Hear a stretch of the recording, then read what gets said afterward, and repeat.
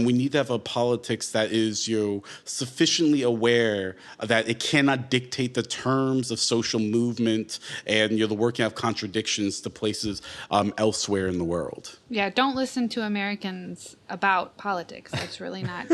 I mean, that might have been the truest thing Boggs said.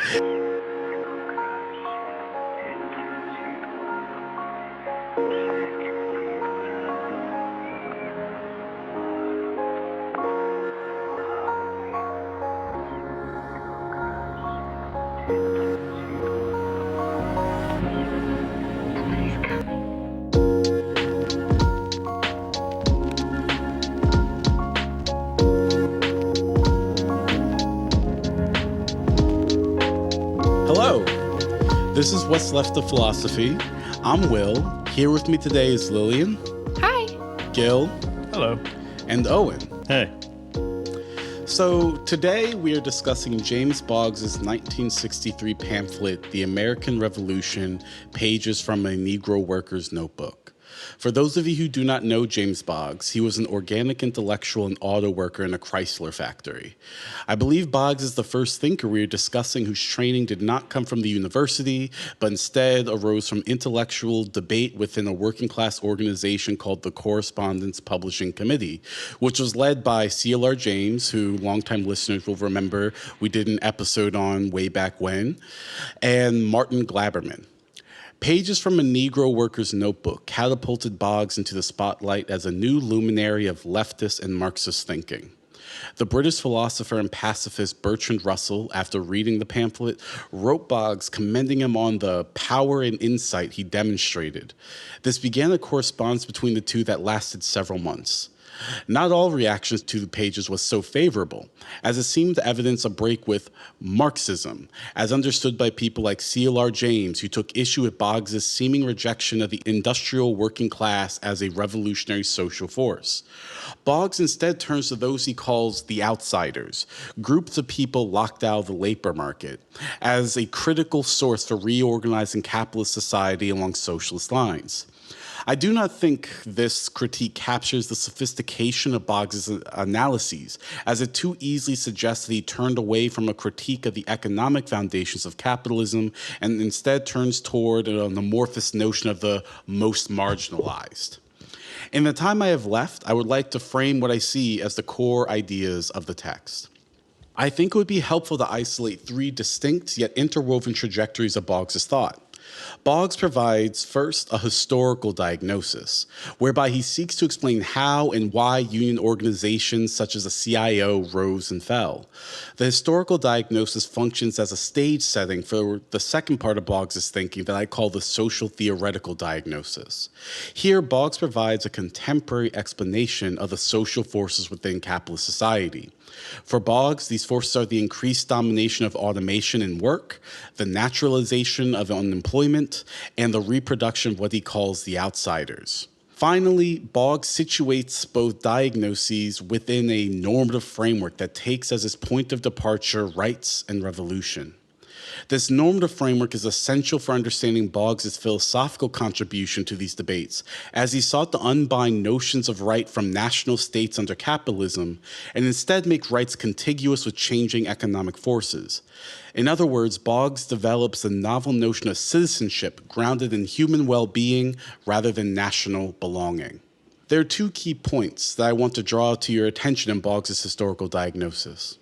First, readers may be surprised to find how hostile Boggs is to the union bureaucracy that develops under the CIO, but they should not read him as saying that unions are passé or social struggle is no longer purely economic, a la some tendencies of the then contemporary New Left. Instead, his point is that unions, having failed to substantially take power in the 1930s, were integrated into the social dynamics of capitalist society.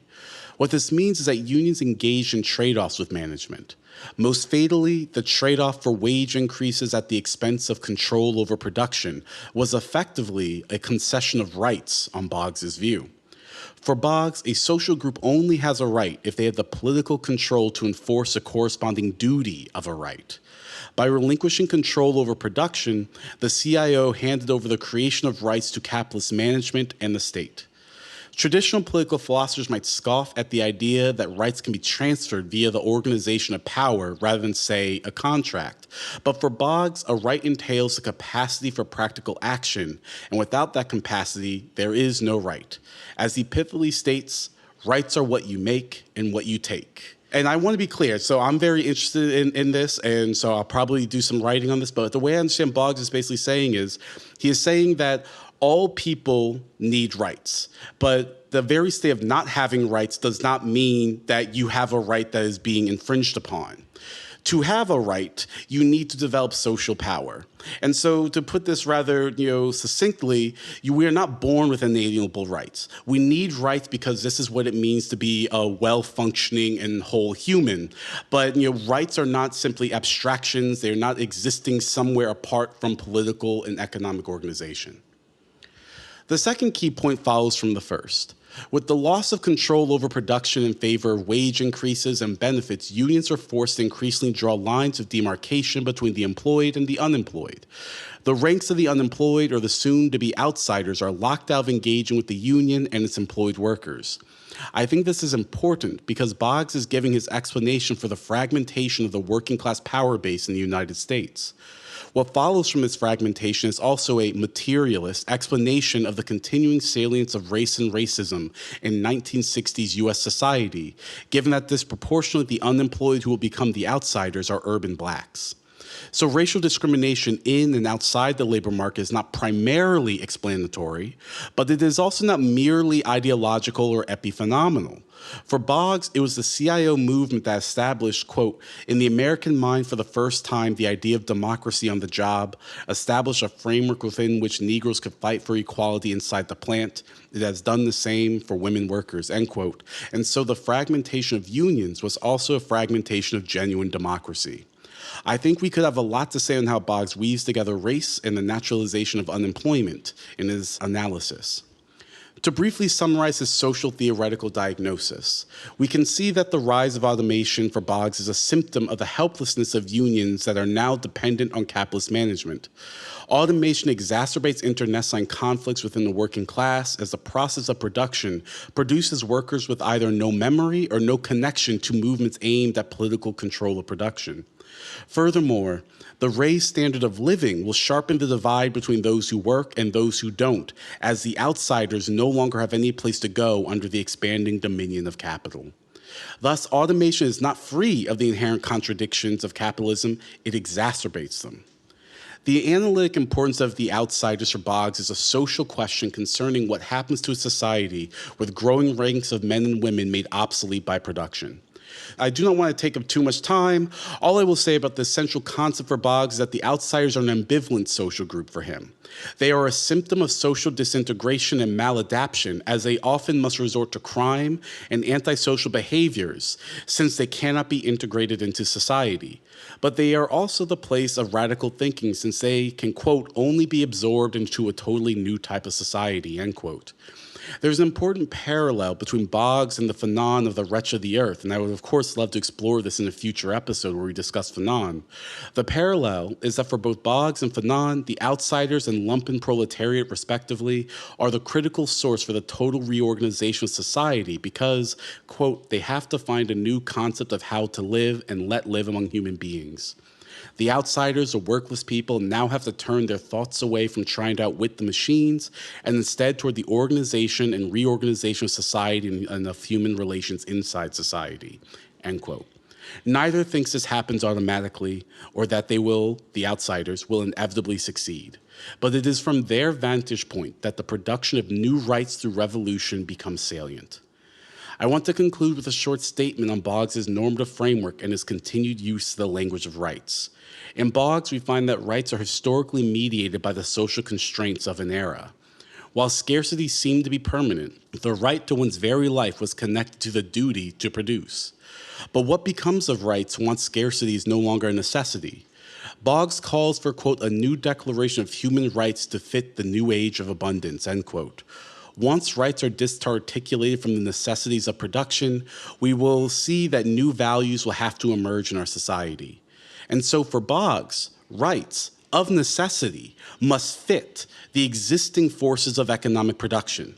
I think Boggs fruitfully outlines the interdependence of economy, social life, and political rights, such that one cannot reasonably say that socialists or Marxists do not care about rights. Instead, thinkers like Boggs understand that rights must hook into the ever-changing objective forces of social life.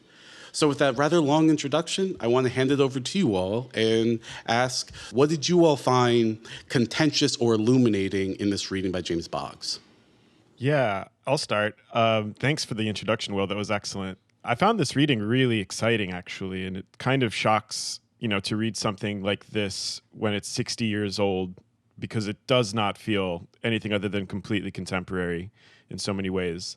A couple of things that maybe I can start by answering your question. Like, one of the things that he consistently draws our sort of attention to, and this is like the source of the break with CLR James, who rejects pretty much out of hand a couple of key analytic moves and claims that Boggs makes in the piece.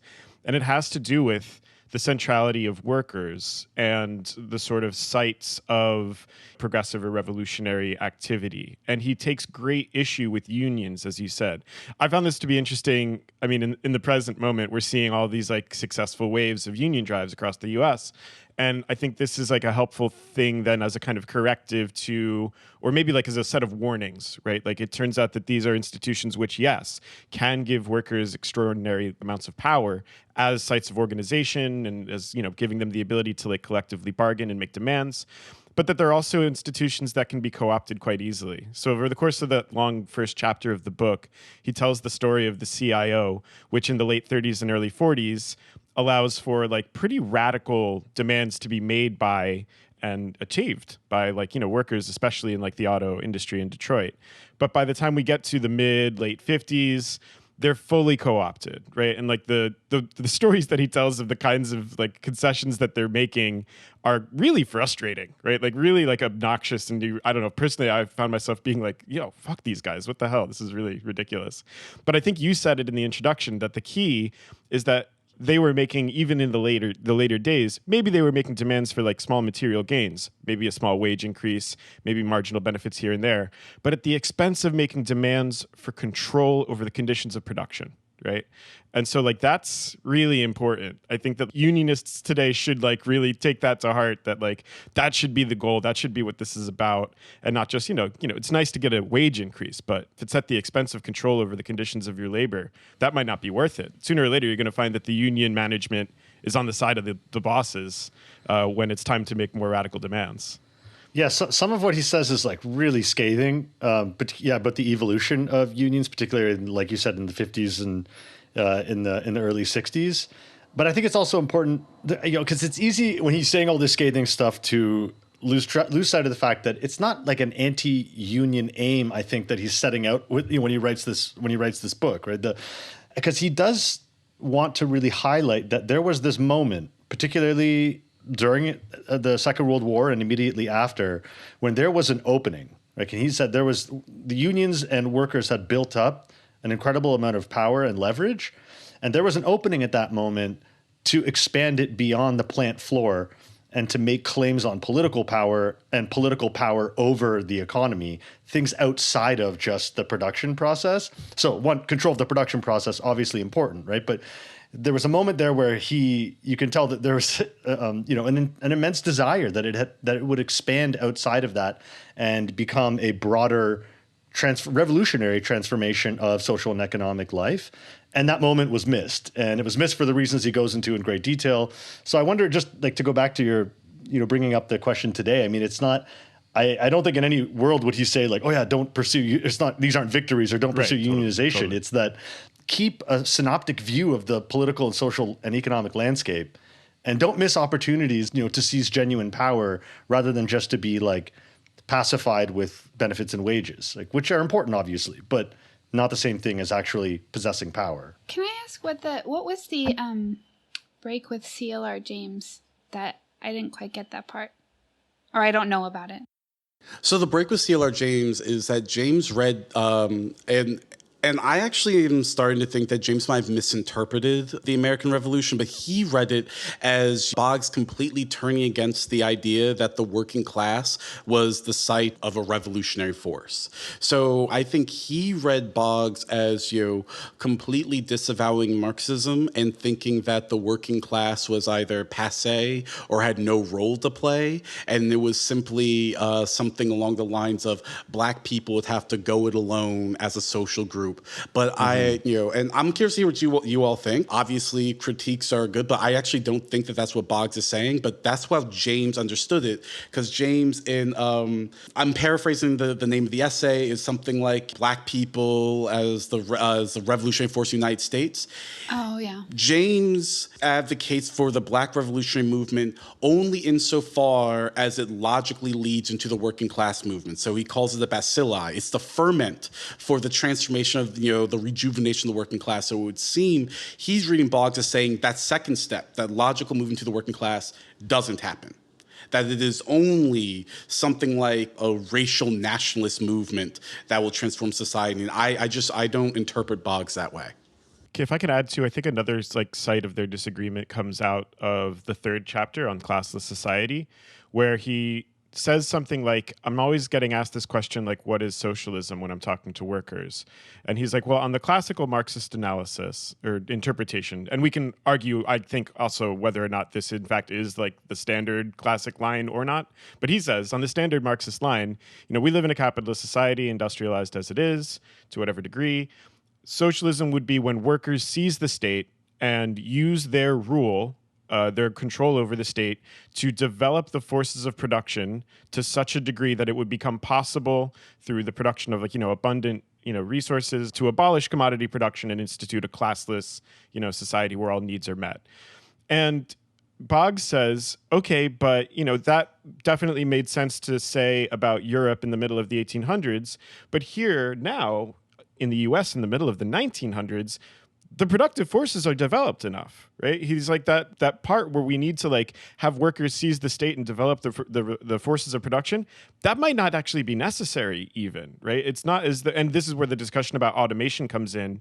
And he starts talking about, the outsiders as not just disenfranchised black people, which is in his view, definitely empirically what's most happening, but the production of a group of people for whom there aren't actually jobs at all. And so, one of the way to go back to the union question is that I think he wants to suggest that there is internal to the unions, based on their logic, because they're about organizing workers in workplaces, that they kind of can slip into a sharing this productivist or pro-work or workerist ideology where it's let's improve the conditions of work. And he's like, yeah, that's cool.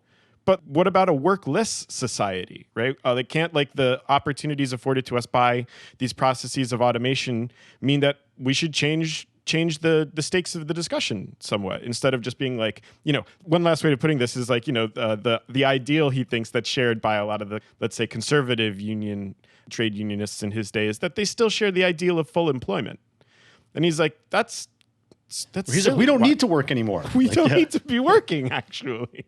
There's definitely something utopian in Boggs, and even he uses the phrase "milk and honey" at some point. It's true. But and I don't want to talk too much because I feel like I talked so long with the introduction. But the other thing I want to say is that it also seems that Boggs, I read Boggs as a realist. So he's scathing, but I think he also understands that once you concede a right, and by that he means conceding political power over production, you will find yourself in a state of dependence on forces that you no longer can control. And so it seems to me that he is also trying to make the argument that this isn't him, as Gil kept saying over and over again, he's not arguing against wage increases, but he is trying to make the argument that wage increases won't substitute for the protection of your rights.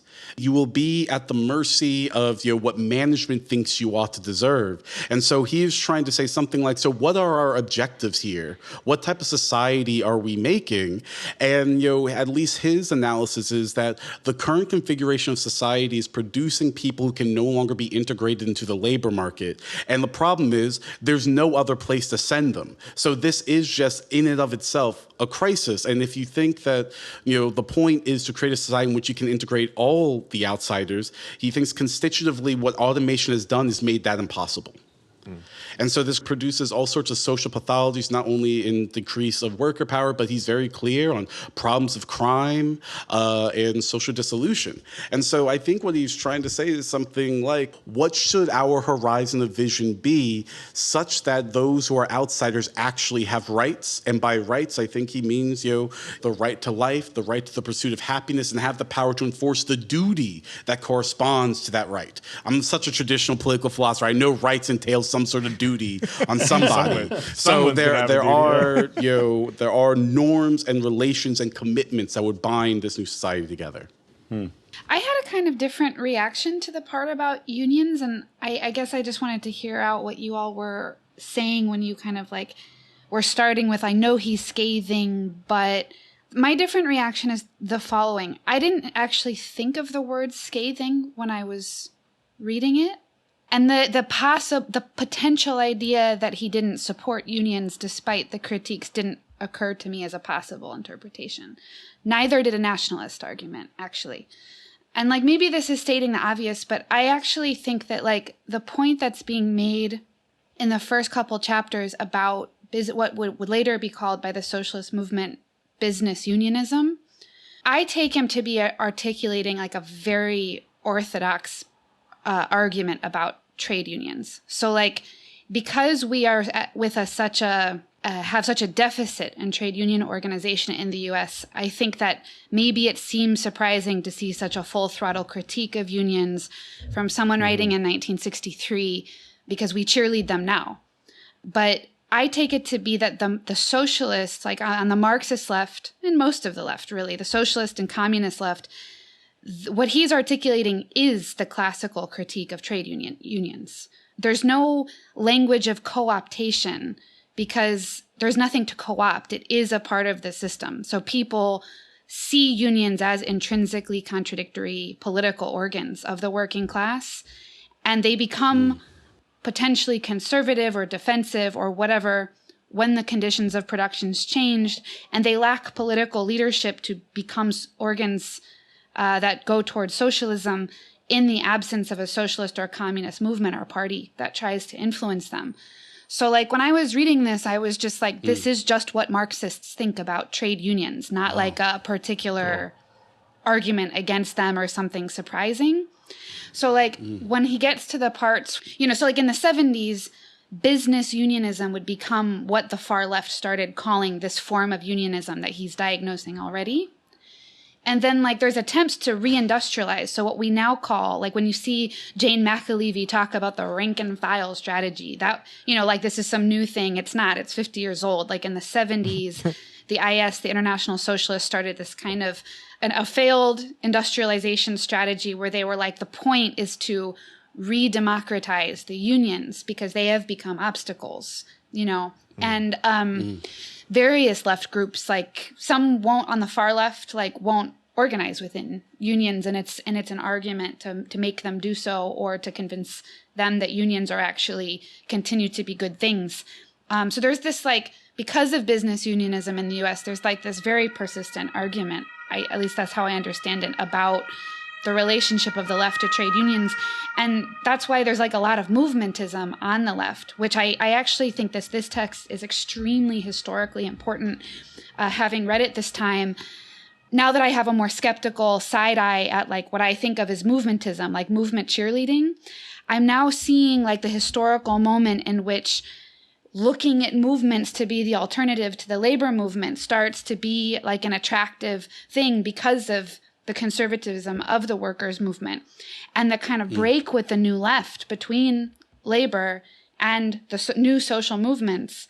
like that's a very historic break. That's a result of McCarthyism, deindustrialization, these kinds of politics that has never really healed in this country. And he's seeing it in real time.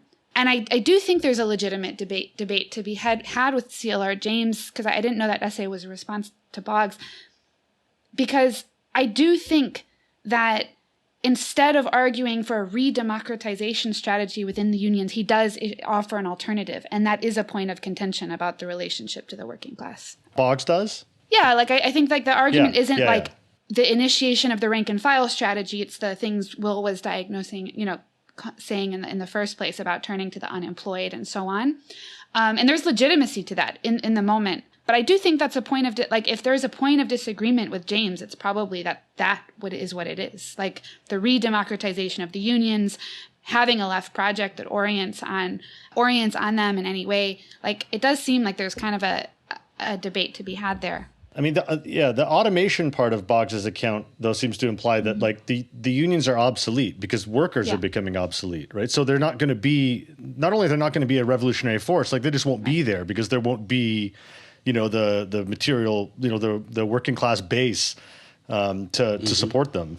Yeah, she says it's like at this point, he says 30 years on from when they were at the height of their power and could have been, as he said, a force that could actually have exerted control or made revolutionary changes in the social, economic, and political field.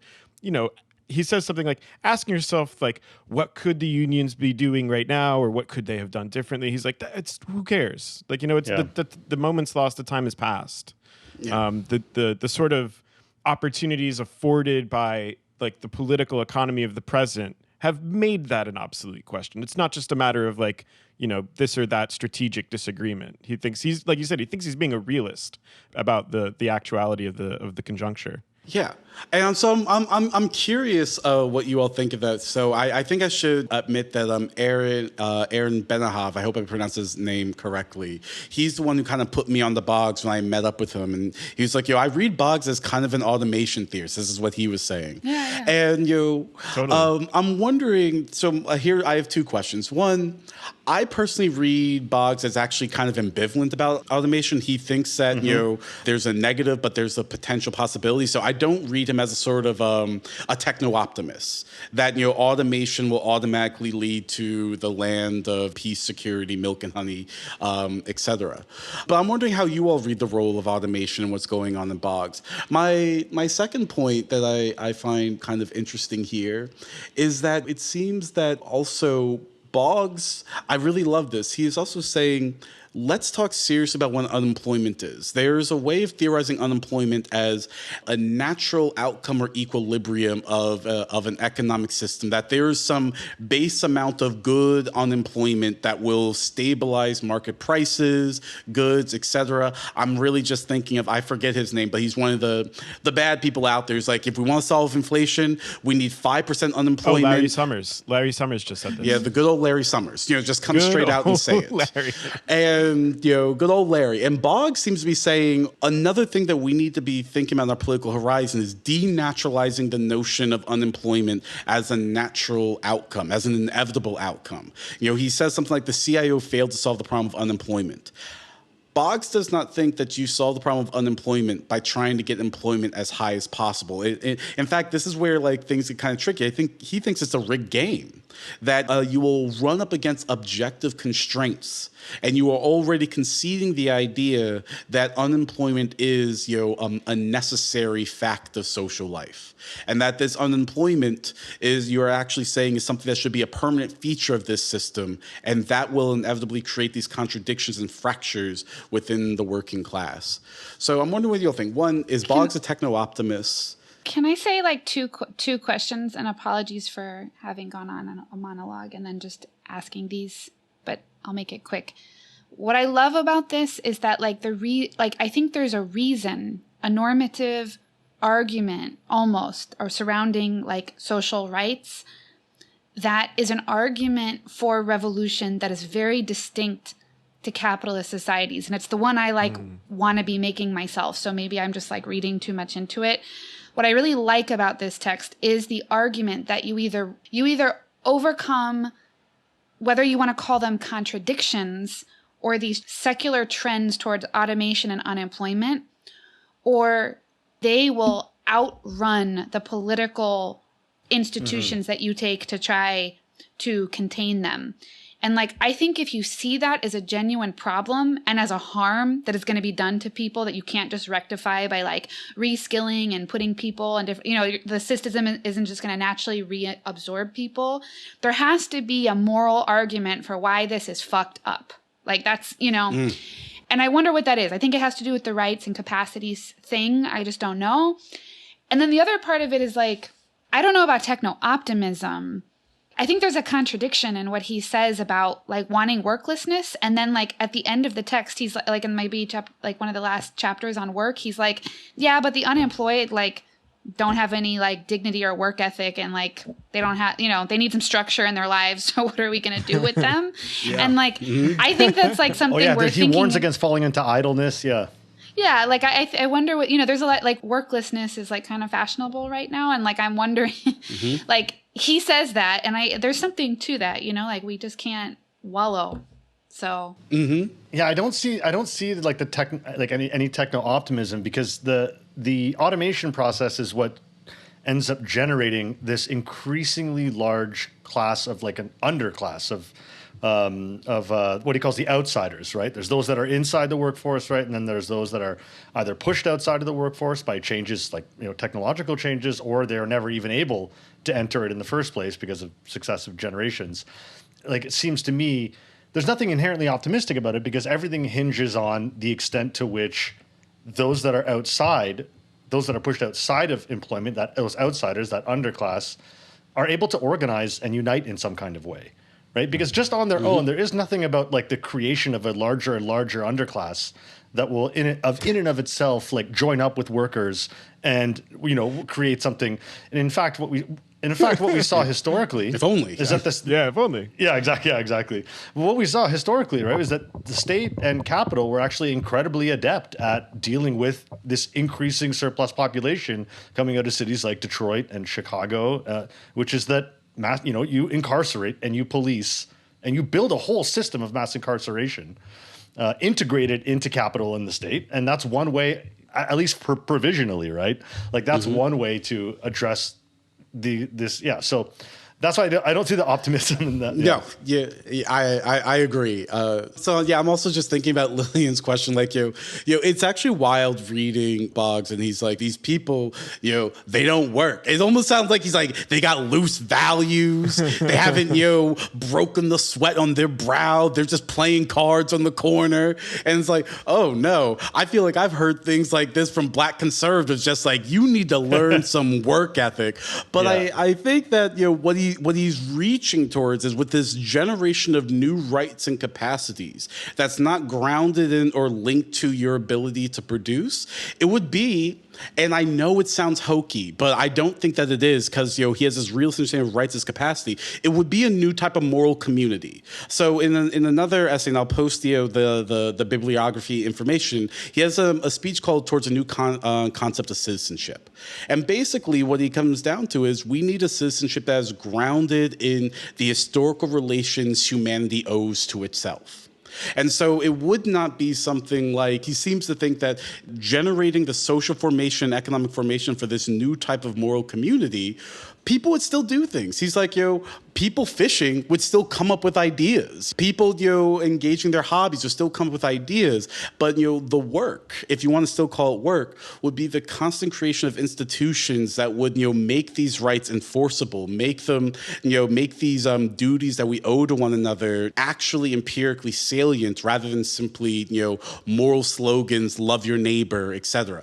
And that would create a type of work on oneself and with others, and a type of political education that is distinct from the political education one gets at, I have to grind in order to survive. Mm-hmm. Mm-hmm. Yeah, I like that emphasis on, because maybe this is one of the places where he tries to differentiate his position from what he calls American Marxists or Western Marxists, and when he's polemicizing against them, is that like he comes back repeatedly to this notion, to like a notion of like political or social spirituality, or some kind of moral or cultural reform that is required in addition to material transformations. I like that because there's no way you can accuse this guy of like being an idealist and just saying we need to change our morals, we need to change our spirit. I mean, Go to he's church. giving you, But go to he's church. giving But you, yeah.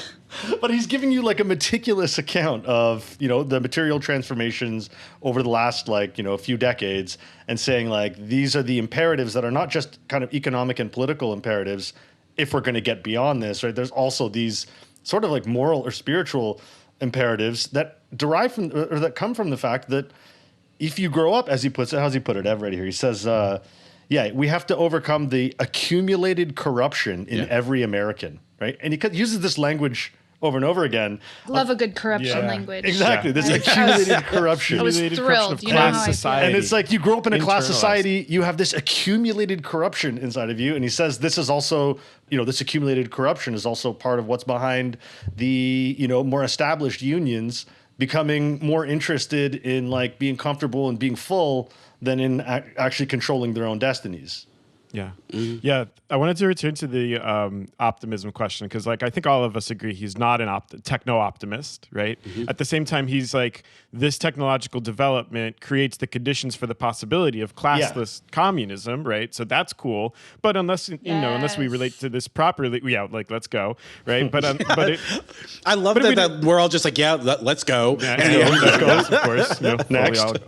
But if we don't seize on the revolutionary opportunity, like, presented by this, like, the alternative is like hyper-capitalist, like mass dispossession, mass immiseration, right? Where in which, like, you know, we just have a swelling, like ever-expanding underclass. I mean, Marx already did analyze these dynamics, right? In chapter 25 of Capital One, this is the production of an ever larger reserve army of labor, industrial reserve army, which, as he points out, like, I mean, you know, sometimes you want to integrate them, but also sometimes if you're a capitalist, you could just make use of the fact that they're there to threaten your own workers, right? Like, you know, you want to agitate for better wages? Like, those people are willing to pay, like, we'll bring in the Irish. Nothing. Yeah, exactly. We'll pay them pennies on the dollar. Like, keep your shit Leave together. the Irish alone, Owen. Hey, it's not me, it's them. Said this before in a different episode, but like, what I was thinking while I was reading this is like, you know, regardless of whether or not like some of the automation part of it is, you know, it's borne out. I mean, some of it certainly is structural unemployment, and you know, but like, I think that there's a particular moment of like extreme growth that goes on, like, so it's like a particularly acute. And when there's good growth, like maybe the economy can absorb it more. But there is certainly this problem of structural unemployment. Some highly productive economies can like reabsorb labor better. So like, you know, that's why social democracy is like worth taking a look at. Like Sweden reskills people and they cut the inefficient fat and they like put people back into the labor market. And the U.S. has no mechanism for that. We literally we're not interested we in literally that. have no idea where those people even go. Like once they stop looking for work, I do wonder that. Like, they must go somewhere. Like we're not creating any new jobs, and then like I wonder about that too. Yeah, and then then they always refer to this like they've fallen out of the labor market. X, Y, and Z number of people are no longer in the labor market. And then we stop taking statistics on them because they're no longer looking for work. So there's this like crazy problem in the U.S. of like where all these people are. You know, like honestly. So like, but and so like what this always makes me think of, and the problem of like huge informal labor markets in the global South, like people like to say that this is because capitalism is like underdeveloped. And in a certain sense, that's true, but it's also because some industries are so highly productive that they just don't need to like absorb as much labor as used to have to be absorbed in the same industries when they were getting going or whatever. So there's this structural unevenness, you know, like if people like this combined and uneven development. And I just feel like there has to be a dope moral argument for what is wrong with this. And like, I keep thinking about the term of negligence. Like a lot of the time we talk about like predatory behavior, like capitalism is, you know, exploitation is a problem, expropriation is a problem. We're doing all this. There's all these different terms we use, but then it's like literally this system can do without you. You know, that's an incredible like what a way to live, you know? And like the word negligence just keeps coming up in my mind as like a defining feature of this system, like irrational and reproduced social negligence. that cannot be Yeah. fixed. I don't know how to. Totally. I was also just going to say, building up what Lillian was saying, like, the other thing that I thought was like, really sort of invigorating reading Boggs and thinking about the contemporary moment, because we're, especially in the U.S., we're all thinking about rights. It seems like the Supreme Court is about to, hand a setback to Get rid of reproductive whatever. rights. We've got like two left, and they're on the chopping block. And Clarence Thomas, as everyone knows, that's my bro right there. Oh, just God. redoubled down on Christ. this notion of gun rights rooted in a historical tradition. I was telling Gil, I hate black conservatives. Like, I'm mad at oppression, but black conservatives, they've got a special place. I told Gil, if I see Clarence Thomas on the street, on site, absolutely. But what Boggs is really great about, and the way this is going to build off Lillian's argument is, people look at this and they go, "What about our rights? What about our rights?" And Boggs would say something like, "Stop asking what about your rights as if there's some sort of abstract moral argument that'll protect those rights. You either are able to protect your rights or you are not." And that can sound kind of cold-blooded, except he's saying you don't have a right in the abstract. I don't care what liberals might tell you or status quo centrists tell you. You either have the goods to enforce that right or you don't. Or you don't and have so the when right. when I'm thinking about what Lillian called negligence, or what he calls the outsiders and all that, it's not even people whose rights are being infringed upon. They're just rightless. They just don't have right. They just don't. Totally. And so, the moral argument is deeper. It's not even about how can we get them their rights. It is, how can they have organizations such that they can demand the rights for themselves? And so we can even see that what Boggs is describing in this current configuration of automation capitalism isn't the infringement upon rights, it's the destruction of rights as such. And and that is like a higher level, I think, moral argument. So it's not saying you're taking away something that's mine. So you're making me incapable of saying something is my or our social right. And that seems to me a more devastating critique. Yeah, he says that he compares those that have been pushed out of the economy and out of the workforce into in the U.S. to colonized subjects that are fighting for liberation, who basically see and rightfully see the normative and legal system that they live in as alien to them. It's not, you know what I mean? And so as basically requiring a revolution in order to have rights in the first place. There's no possibility of just making demands for rights and having them given to you at that point, right? It's that you have to acquire the capacity to enforce and to make something of the rights that you have inscribed somewhere. And to be clear, and I think we can also move to this. At the very end, he starts talking about revolution. And you might think that what we're doing is some sort of, forgive the crude language, edgelording and saying, yay, yay, violence. But Boggs doesn't understand revolution as necessarily violent. It may be. What he understands it as an alteration in the relations of a social structure such that rights can be enforced.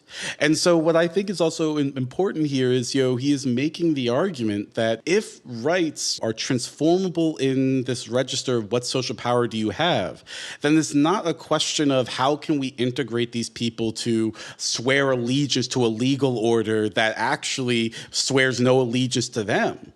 It is to ask, what would be a fundamental alteration of economy, civil society, social life, such that new rights are available that one could make use of. And I thought that was a really interesting way to talk about revolution. Yeah. It isn't about violent overthrow. It is about what do you have the capacity to do. It could be violent overthrow. But Probably. It might be a little violence, probably, but whatever. I wanted to connect a couple of these dots. So one thing that I was thinking too is that, if he's not a techno-optimist, he also has no patience for Marxist Luddites. Right? He's some people are going to try to stand in the way of automation and they're ridiculous. They don't understand what they're talking about. And this is, I think, one form of his realism, which I think connects to the stuff that you were just saying about what is a right actually, and it's the power. He says something, I think it can almost serve as a definition of being a political realist when he critiques some suggestions made by progressives to oh yeah, you got these displaced people, these outsiders, just put them to work building hospitals or something. And he's you're ridiculous. And the reason you're ridiculous is because you don't have a realistic analysis. You're talking we already live in a socialist country, And in fact, we live in a capitalist one. So just being like, oh, great, we've got all these like hands, idle hands. Let's put them to work, like employing them, like making like, great infrastructure for the people, or, all this. He's like, that's not what drives development under these conditions, right? What drives actual movement economically in the world in which we live is return on capital investment. So like, don't talk to me about like using the forces of the economy to good. like just like to do good. Like what do you think this is? I mean, and like the other thing I wanted to say too is that Owen before said like, well, we know historically one of the ways in which our society has figured out what to do with the outsiders, and it's, the sprawling system of mass incarceration. But I was also thinking about like the proliferation. I wonder if you guys have something to say about this, of like what Graeber calls bullshit jobs, right? Yeah. Or like, he talks all over this, there's like instances where he's like criticizing like make work bullshit, basically, right? Where he's like talking to someone who's looking at the automation problem and he's like, all right, well, maybe we don't have to work, but like maybe we'll just bring all the workers back to just like watch the machines. And he's like, what are you talking about?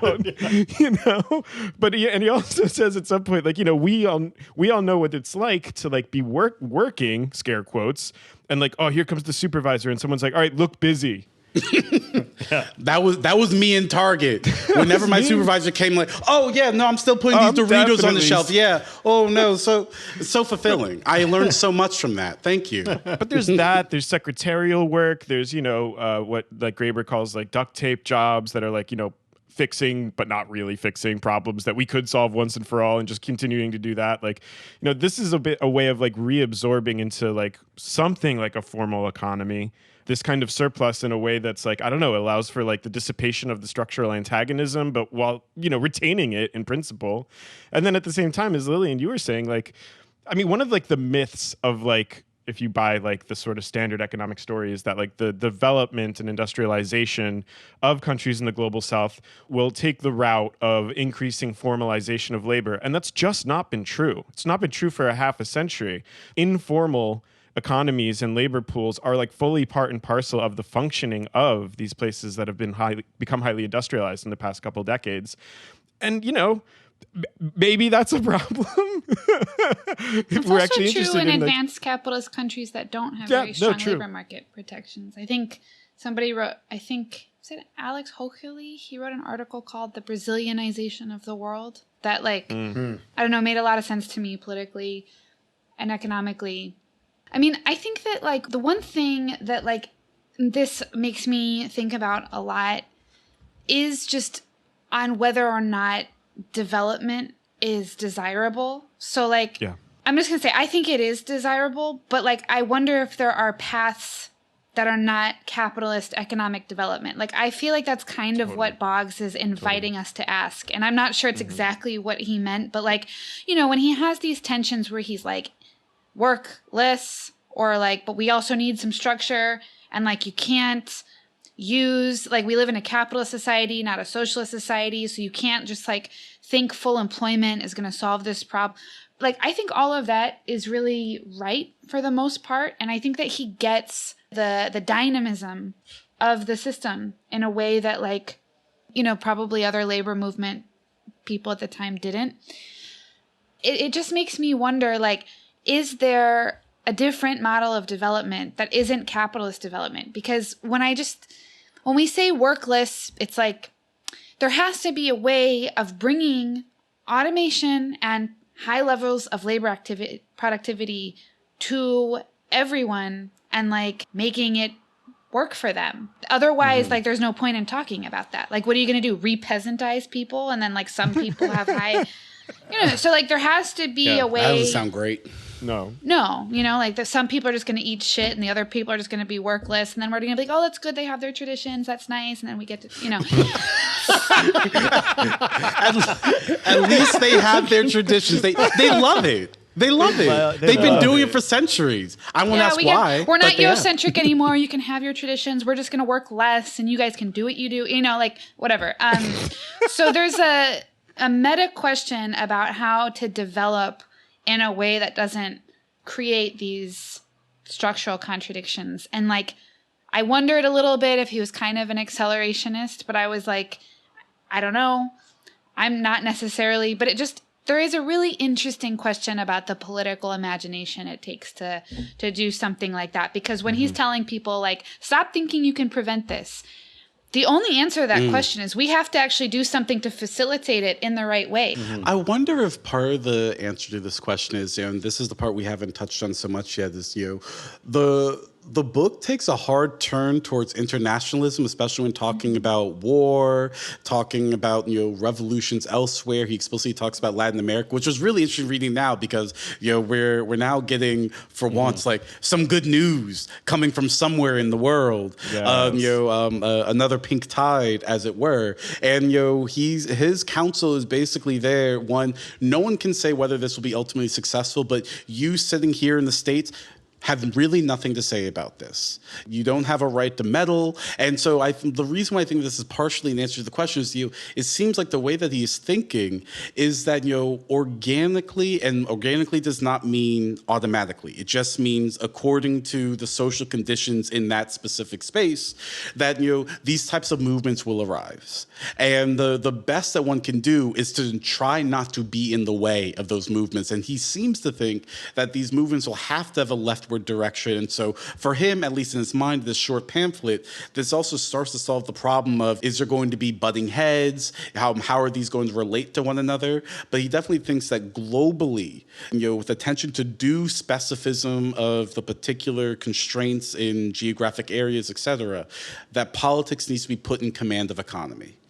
And and that is where problem solving, at least that's a necessary condition for problem solving to arise when it comes to issues of development, rather than let's make sure the United States gets good and workless and the rest of the world turns into an industry factory of immiseration. So I also thought that was really interesting that all of a sudden there's this leap from, you think he's just talking about, he lived in Detroit. He's just talking about Detroit in the United States, but he's like, no, this is a global problematic that that we need to think from. And we need to have a politics that is sufficiently aware that it cannot dictate the terms of social movement and the working out contradictions to places elsewhere in the world. Yeah, don't listen to Americans about politics. That's really not. I mean, that might have been the truest thing Boggs said. Everyone was like, American. Just ignore us. Literally ignore everything we do unless we are trying to hurt you, which is often. Yeah, certainly don't listen to me. Good God. Yeah. But listen to this podcast, though. Definitely listen to the podcast, sign up on Patreon. It's the exception that proves the rule. I do think that, the heart of that politics ruling over the economy, as opposed to the other way around, which is, one way of understanding what's wrong, what's at the root of that corruption in class society under capitalism, has to be severing that tie, right, between the duty to produce, or this imperative to work, and the right to life and to live and let live and to self-determine, right? Like, this is still, this is actually really nice almost, right? This is something to say to liberals and use this as a litmus test. Like, hey, do you think everyone should only be allowed to live if they're working a job? Yes, ask them that. See what they say. Yeah. This is Let's see if they're honest. See if they're honest, because this is a fundamental orienting principle of capitalist society, and it's bonkers. It's ridiculous. For any number of reasons. There's also just the fact that only a relatively small percentage of us are working at any given time, especially in the advanced capitalist countries, right? The elderly don't, people with certain disabilities don't, children don't. And then there's people who are also supposed to be working but are pushed out for various reasons. And it's what, do you think that they should all just die? What is this? And I want to be clear, because I'm imagining this liberal saying, no, everyone has a right to life and a right to dignity. But then the further question is asked, so why do you co-sign a system that structurally creates it such that there is not the capacity to have a right to life and dignity if you are not working? So either there's a tension in your thought, or you think rights are rooted elsewhere. And I think what's so demanding on Boggs is he's saying that there has to be some sort of coherence. If you say that it is a right, it must be a capacity. If it's a capacity and you have a system that structurally incapacitates that right, then actually you don't believe that right. You might in your heart of hearts, but that doesn't mean much in this world. Or if you do believe it, you're a revolutionary and you don't know it. I always come back to this point I about like people. that. Okay. Nice. You know what I mean? I always come back to this point about people wanting to make systematic and structural critiques all the time. I mean, he's very clear here, right? Like, if you have a critique of a structure and you want to change that social structure, you're a revolutionary. Don't be a coward, own it. Or just say, you know. I want to change the social structure, but also the status quo is kind of good though. Like, you're shit or get off the pot. Like, but they just opened a third way coffee shop on my block, so I don't know. Oh, nice.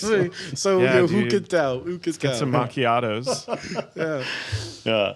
Yeah, that's a really smart way of putting it. Like the kind of like the moral kernel of the problem. Like, first of all, so maybe that's like what I was trying to articulate about negligence. You know, it's like, if this is what rights are attached to, and that means that like all these people just don't have rights because their rights are attached to their capacity to work, then like the system neglects them, and And it'll have to, as it undermines the possibility of their employment. right. And it also means that, you are at least objectively, co-signed to the idea that you can say there are universal rights, but it turns out there are universal rights for those who deserve it. Then even on your own logic, rights aren't supposed to be about desert. And then we're having a completely different conversation. Right. Or, I really loved Owen's turn, or if that is what you think, then it turns out you actually believe something other than you thought. And in that way, comrade, come over. Let's chat some more. The water's Stop fine. being so like stressful. Like, it must be very stressful to be like an egalitarian liberal. Do you know what I mean? Yeah. Like, it's like it's psychically distressing because like you believe a fix thing. your mind. No, but like you believe a thing and then you try to like lay out all of your normative arguments for like how you could make that thing happen in this system that like doesn't want it to happen. And then you just spend all of your psychic energy living in this very Trying to stressful. square that circle I peg. know. Yeah, totally. Well, and imagine like everything you want, it always has to be like, we'll have to find a way to demand it because someone has to give it to us because we are incapacitated, obviously, right? So like we lose some rights and we're like, we need to go demand that they give those back. Like, and I feel like, I'm going to ask really hard. yeah, I'm going to ask super hard. And I feel like Boggs' point was like, you probably didn't even have a right then. What you had was like, you were granted the privilege of like, access to something like, I don't know, let's say like reproductive rights or something. Highly for a while. conditionally. Provisionally. And conditionally, right? You had the privilege for whatever reason that conjuncturally made sense. You were given this like privilege. And then it was taken away. And so like that's not a right. A right is something that if someone says, "Oh, we're going to take this away," like you don't have the power to take it away. We have the power over it. Yeah. This goes back to his critique of like the unionism of the early 20th century. Even when it scored these victories, he's like, or when he talks about, the system itself will find ways. He says this, and I think toward the end of chapter 1, where he's like, the system will find ways, I think, of kind of softening the problem caused by these outsiders. Because we've got a social safety net, we've got the cushion. And he's like, what's the cushion? He's like, first of all, don't ever let them tell you that this is like a concession that they're making. He's like, first of all, if we're talking about like social welfare or housing or severance pay, unemployment benefits, he's like, that's produced by the workers. They're going to tell you that they're making a concession. Workers are still producing that shit. Let's not get it twisted. He's like, and also like, that's going to go away too as soon as it's convenient for them. Like that conditionality of the gains made here is precisely the problem. And once you recognize that and you think that there's a right to life at all, gonna have to restructure basically the entire social form. There's just nothing else for it. Sorry to say. I like keeping it simple like that.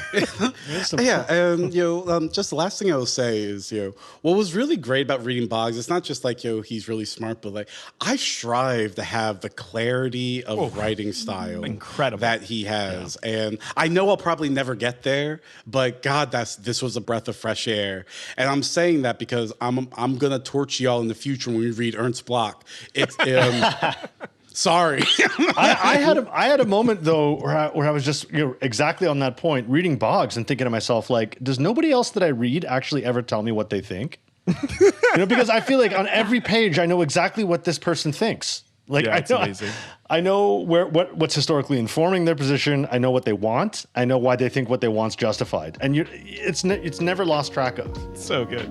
It's an oasis. Dope. Well, that does it for us today. New episode of What's Left of Philosophy come out every 2 weeks wherever you get your podcasts. Also, check us out on YouTube for videos and live streams. Before closing out today, we'd like to take a minute to thank some of the people who are supporting the show on Patreon. We couldn't do this without you, and we're really grateful. Today's new patrons are SB, Shiraz Sadiqin, Benjamin Waite, Nicholas Wilcox, Julia Nye, Michael Sprague, Vroom, Warren Beckman, Alex Frazier, Carolyn Von Tazen, Tadio Moline, Oyster Monkey, Hannah, Dean Williams, Andrew McAllister, Scott Kirkland, Jen, Simon T, Felix T, Chance Phillips. Thank you all very much. If you too like what we're doing and want to support the show, please go to our website, leftofphilosophy.com, and click the support button. Patrons get access to exclusive content like locked episodes and bonus videos.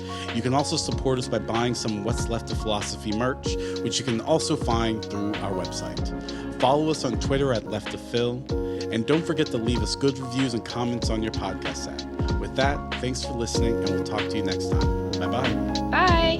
Thank you. Take care. Bye-bye. Thanks.